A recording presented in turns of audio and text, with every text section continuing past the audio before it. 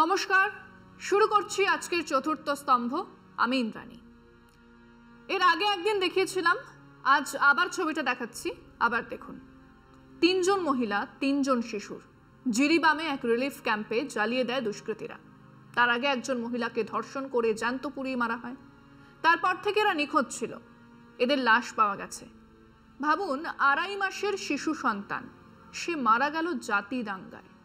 মোদিজি মহারাষ্ট্রে জ্ঞান ঝাড়ছেন, এক হ্যায় তো সেফ হ্যায়। এই 6 জন মেয়েতে হিন্দু রিলিফ ক্যাম্পে একসঙ্গেই ছিলেন। এদের মৃত্যুর খবর ওনার কাছে গেছে কিনা জানি না, কারণ উনি ব্রাজিলে চলে গেছেন পৃথিবীর ক্ষুধা আর দারিদ্র্য নিয়ে কথা বলতে। এধারে মণিপুর জ্বলছে আক্ষরিক অর্থে। রাজ্যের 2 জন মন্ত্রী তাদের বাড়ির সামনে বাংকার তৈরি করেছেন, অস্ত্র শস্ত্র মজুত করেছেন। 24 ঘন্টা পাহারা দিচ্ছে সিকিউরিটি গার্ডরা, পুলিশ নয়। পুলিশের ওপর মন্ত্রীদের ভরসা নেই। মুখ্যমন্ত্রী বৈঠক ডাকছেন, সেই বৈঠকে হাজির নেই জনাকুড়ি বিধায়ক। অন্য দলের নয়, বিজেপির বিধায়করা হাজির নেই। এনপিপির 7 জন বিধায়ক লিখিতভাবেই তাদের সমর্থন তুলে নিয়েছে, কিন্তু কেউ নেই কিচ্ছু বলার। অমিত শাহ সেনাবাহিনী পাঠিয়েই চলেছেন। সবাই জানেন এ এক সামাজিক রাজনৈতিক সমস্যা। দেশের মধ্যে এক প্রান্তে জাতি দাঙ্গা। সেনাবাহিনী পাঠিয়ে সমস্যার সমাধান হবে না। আলোচনা চাই, বৈঠক চাই, এবং এখনই রাজ্য প্রশাসনকে নতুনভাবে সাজানো দরকার। বীরেন সিং এর ওপরে মানুষের কেন, তার দলের লোকজনদের বিশ্বাস নেই, কিন্তু কোথায় কি? সেই এক বীরেন সিং এর ওপর ভরসা করে বসে আছে দিল্লি।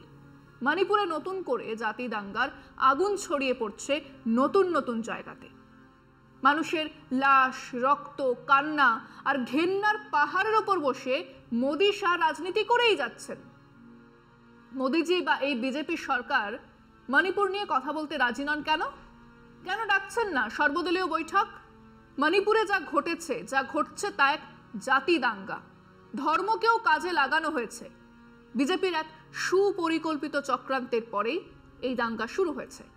এন বীরেন সিং এর সরকার মনে করেছিল যে দাঙ্গা কিছুদিন চলুক, মেইতেই, কুকি, জো, হিন্দু, বৈষ্ণব, খ্রিস্টান, মুসলমান বিভাজনটা পরিষ্কার হোক।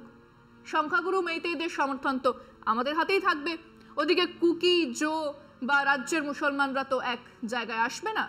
কাজেই ওই 41 থেকে 42% মেইতেইদের সমর্থন পেলেই ভবিষ্যৎ ফুরফুরে।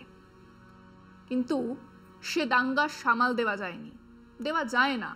কারণ অত ছোট রাজ্য হলেও উপজাতিরা ওয়ারিয়র ক্লাস, যোদ্ধা জাতি। পাশে মায়ানমার বর্ডার, বাংলাদেশ বর্ডার থেকে অস্ত্রের যোগান আছে। মারলে পাল্টা মারও আসবে। এটা ভেবে উঠতে পারেননি এন বীরেন সিং এর সরকার। এসেছে, এবং এখনো সেই আগুন নেভানো যাচ্ছে না। ফিরছি আলোচনা একটা বিরতির পর, সঙ্গে থাকুন। মণিপুরে ঠিক কার শাসন চলছে তাও আমাদের জানা নেই।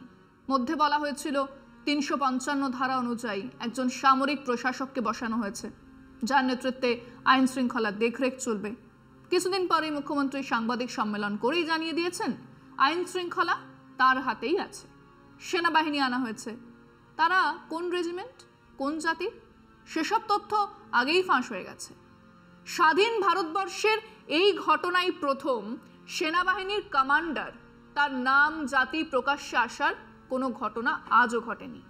মণিপুরে সেটা ঘটল। এর থেকে এটা অত্যন্ত পরিষ্কার যে কেবল রাজ্য সরকার নয়, মোদি শাহের সরকারও এই দাঙ্গার জন্য সমান দায়ী। পুলিশের আরমারি লুট হলো। অটো রিক্সা ভাড়া করে আর্মস অ্যামুনেশন নিয়ে চলে গেল দুষ্কৃতীরা বিনা দ্বিধায়। একজনও পুলিশ গুলি চালায়নি। বিজেপির বিধায়কদের মধ্যে 8 জন কুকি উপজাতির সদস্য আছে। তাদের মধ্যে একজন ভুঞ্জাগিন ওয়ালতেকে রাস্তায় রড দিয়ে পেটানো হয়েছে। তারপর তাকে স্থানীয় এক ক্লাবে নিয়ে গিয়ে ইলেকট্রিক শক দেওয়া হয়েছে। তিনি কথা বলার মতো অবস্থায় নেই। তার স্ত্রী বলছেন উনি একদিনও ছুটি নিতেন না, এখন অখণ্ড ছুটিতেই আছেন, বিছানায় শুয়ে আছেন, কথাও বলতে পারছেন না। ওনারা অমিত শাহের সঙ্গে দেখা করে অপরাধীদের গ্রেফতার করতে বলেছিলেন, সেখান থেকে কোনো জবাব পাননি। এন বীরেন সিং একবার ফোন করেছিলেন, তারপর থেকে আর ফোন করেননি। ওনার স্ত্রী মিডিয়ার সামনেই বীরেন সিং এর পদত্যাগ চেয়েছেন। বাকি 7 জন বিজেপি নেতৃত্বের কাছে এন বীরেন সিং এর পদত্যাগ চেয়েছেন। বৈঠক ডাকলেও বিজেপির এই বিধায়করা বীরেন সিং এর সঙ্গে আলোচনাতেই আসতে রাজি নন। কার্গিলে লড়েছেন যে সৈনিক, সেই সৈনিকের স্ত্রীকে নগ্ন করে প্যারেড করানো হয়েছে, ধর্ষণ করা হয়েছে। সেই সৈনিক বলেছেন, আমি আমার দেশকে রক্ষা করেছি, পরিবারকে রক্ষা করতে পারলাম না। এক স্বাধীনতা সংগ্রামীর 80 ঊর্ধ্ব বিধবা স্ত্রীকে জ্যান্ত পুড়িয়ে মারা হয়েছে। কিন্তু আমাদের তথাকথিত দেশপ্রেমিক নরেন্দ্র মোদী এসব নিয়ে মুখ খোলেননি।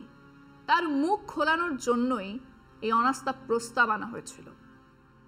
এদেশে ভয়ঙ্কর জাতি দাঙ্গা, ধর্মের ভিত্তিতে দাঙ্গা হয়নি তা নয়।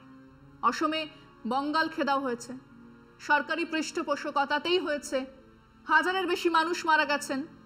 তার আগুন আজও নিভেছে না। জাতি দাঙ্গার আগুন সহজে নেভে না। কিন্তু এই দাঙ্গা নিয়ে বহু পরে হলেও কংগ্রেস থেকে অসম গণপরিষদের নেতারা দুঃখ প্রকাশ করেছেন, ক্ষমা চেয়েছেন। শিখ নিধন যজ্ঞ চলেছিল দিল্লিতে, বহু পরে হলেও কংগ্রেস দল নেত্রী সোনিয়া গান্ধী ক্ষমা চেয়েছেন। ঘা শুকিয়েছে না, ভেতরে ভেতরে সে আগুন আছে, সময় হলেই তা বারবার হবে। কাশ্মীরে কাশ্মীরি ব্রাহ্মণদের ক্লিনজিং আজও, এমনকি বিজেপি যারা নাকি এই ইস্যু নিয়ে প্রবল চিন্তিত, তাদের 9 বছরের প্রবল রাজত্বের পরে 370 ধারা তুলে নেবার পরেও একজন কাশ্মীরি ব্রাহ্মণকেও ফেরানো যায়নি। এ ঘা শুকোবার নয়। কিন্তু এমনকি বিচ্ছিন্নতাবাদী বলে চিহ্নিত কাশ্মীরি নেতারা বা মেইন স্ট্রিমের ফারুক আবদুল্লাহ ন্যাশনাল কনফারেন্স বা মেহবুবা মুফতির পিডিপি ক্ষমা চেয়েছে, দুঃখ প্রকাশ করেছে।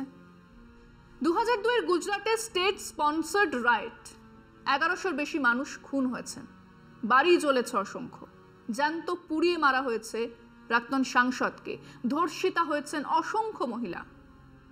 কিন্তু না, এই দাঙ্গার জন্য একবারও দুঃখ প্রকাশ করেননি তৎকালীন মুখ্যমন্ত্রী নরেন্দ্র মোদী, বরং জাস্টিফাই করেছেন। গোধরায় হিন্দু তীর্থযাত্রীদের ট্রেনের কামরায় পুড়িয়ে মারার প্রতিক্রিয়া এই গুজরাটের দাঙ্গা, এমনটা বহুবার বলেছেন। না, মামলা দায়ের হয়নি, হলেও তা তুলে নেওয়া হয়েছে। সঠিক সময়ে মিলিটারি ডিপ্লয় করা হয়নি। এমনকি যাদের বিরুদ্ধে এই দাঙ্গা লাগানোর অভিযোগ, তারা প্রায় প্রত্যেকে একে একে জেল থেকে ছাড়া পেয়েছে। প্রমাণের অভাবে তাদেরকে ছেড়ে দেওয়া হয়েছে। আজ সেই ঘটনার সমর্থনে ফিল্ম এসেছে বাজারে, ফ্যাসিস্ট প্রোপাগান্ডা। আসছি আলোচনা একটা বিরতির পর, সঙ্গে থাকুন। বিলকিস বানোর যে মামলায় ধর্ষকদের যাবজ্জীবন কারাদণ্ডের শাস্তি দেওয়া হয়েছিল, তাদের সাজা কমিয়ে জেল থেকে ছেড়ে দেওয়া হয়েছিল। আবার আদালতের হস্তক্ষেপে সেই পশুরা জেলে। কিন্তু এই বিরাট দাঙ্গার জন্য না নরেন্দ্র মোদী, না বিজেপি কেউ ক্ষমা চায়নি। দাঙ্গা নিয়ে সব থেকে কটু কথা কে বলেছেন? অটল বিহারী বাজপেয়ী। কি বলেছেন? তিনি মুখ্যমন্ত্রীকে বলেছিলেন, রাজধর্ম পালন করো, ব্যাস এই পর্যন্তই। এই দাঙ্গার রক্ত লেগে আছে মোদী শাহের হাতে। এবং এ নিয়ে মোদীজি কতটা সেন্সিটিভ তার প্রমাণ আমরা পেয়েছি বিবিসির ডকুমেন্টারি রিলিজের সময়। 2002-এর দাঙ্গা ডকুমেন্টারি রিলিজ হচ্ছে 2022-এ, কিন্তু তাকে আটকানোর জন্য সর্বশক্তি প্রয়োগ করলেন মোদী শাহ। বিবিসির ঘরে রেডও হয়ে গেল। এমন নয় যে রেডের বিষয়ে 2022-এ তৈরি হয়েছে, জানি রেড তা 2019-এ করাই যেত। ফেলে রেখে দিয়েছিলেন, ডকুমেন্টারি বন্ধ করা গেল না, রেড হলো। আজ মণিপুরের এই ঘটনায় প্রধানমন্ত্রী মুখ খুললেই সেদিনের অতীত বেরিয়ে আসবে। সেদিন যে রক্ত লেগেছিল হাতে, সে রক্তের দাগ তো মোছা যায়নি, তারও গাঢ় হয়ে আসবে মণিপুরের ঘটনায় মুখ খুললে। এই পৃথিবীতে অপরাধ করলে তার বিচার অন্য কোথাও হয়? অনেকে তা বিশ্বাস করেন, আমি করি না। এই পৃথিবীতে তার বিচার চলতে থাকে। যে রক্তাক্ত অধ্যায়ের জন্য দায়ী আমাদের প্রধানমন্ত্রী, সেই মৃত্যু, সেই ধর্ষণ তাকে তাড়া করে বেড়াবেই, পিছু ছাড়বে না। মিথ্যে বলেছিলেন, নিজের বিবাহিত স্ত্রীর নাম লুকিয়ে রেখেছিলেন, সে সত্যি সামনে। এবং সেই লজ্জা তাকে বিদ্ধ করে প্রতিদিন। প্রতিবার নমিনেশন ফাইলের আগে সেই লুকিয়ে রাখা নাম তাকে লিখতে হয়। আজও সেই রক্তমাখা হাতের দিকে তাকান না মোদিজি? সেই রক্তাক্ত ইতিহাস মনে পড়েই না। মনে পড়ে বলেই তিনি এন বীরেন সিং সরকারকে ফেলে দিতে পারেন না, মণিপুর নিয়ে কথা বলতে পারেন না, বলতে চান না। সেই ম্যাকবেথ, ডানকানের রাজা রক্তমাখা হাতের দিকে তাকাচ্ছেন লেডি ম্যাকবেথ, শিউরিয়ে শিউরিয়ে উঠছেন। ঘুমের মধ্যে হাঁটতে হাঁটতে সেই হত্যার কথাই বলছেন। ম্যাকবেথও বুঝতে পারছেন পাপ বাপকেও ছাড়ে না। তিনি বলছেন, I am in blood steeped in so far that should I wade no more, returning were as tedious as go over. ফেরার পথ নেই, আমার হাত রক্তে মাখা। হ্যাঁ, মোদিজি শেক্সপিয়ারের সেই ট্র্যাজেডির নায়ক, হাত রক্তে মাখা। এক দেশের প্রধানমন্ত্রী, সেই দেশের 150 জনের মৃত্যু, অসংখ্য ধর্ষণ আর নারীদের নগ্ন করে প্যারেড করানোর পরেও কথা বলতে পারছেন না। কিন্তু জানেন ভালো করে একরাশ রক্তের মধ্যে তিনি অসহায়, একা, তিনি বোবা।